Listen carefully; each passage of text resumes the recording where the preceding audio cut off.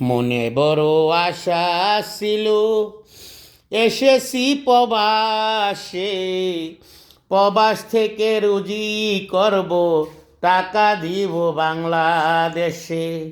টাকায় আমার কাছে আছে, দুঃখ কষ্ট অনেক বেশি, মনের মতো পাইলাম না যে মনের একটা সাথী। তাই তো বলি, হাজার দুঃখ কষ্ট থাকলেও আপনি আপনার দক্ষতা, আপনার পরিস্থিতি আপনি বাড়ান।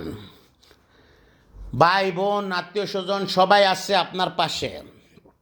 টাকা নাই, টাকার জন্য আপনার ভাই বোন আপনাকে কষ্টের একটা হিট দিতে পারে, কথা বলতে পারে, স্ত্রী বলতে পারে, মা বলতে পারে তুই টাকা রুজি করতে পারস না, বেতন বাড়ি হয়ে যা।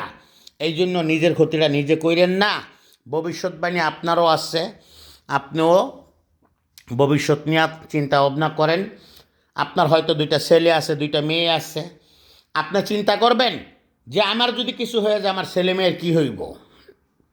সেই চিন্তাটা কইরা নিজের ক্ষতি নিজে করবেন না। হাজার কষ্ট রিক্সা চালায় খাইবেন, রিক্সা চালায় খাইবেন, অথচ নিজে কোনোদিন নিজে চিন্তা করবেন না যে আমি এই ক্ষতিটার সম্মুখীন হই। নিজের ক্ষতি নিজে করা মানে নিজের একটা জনপ্রিয়তা কমে গেল।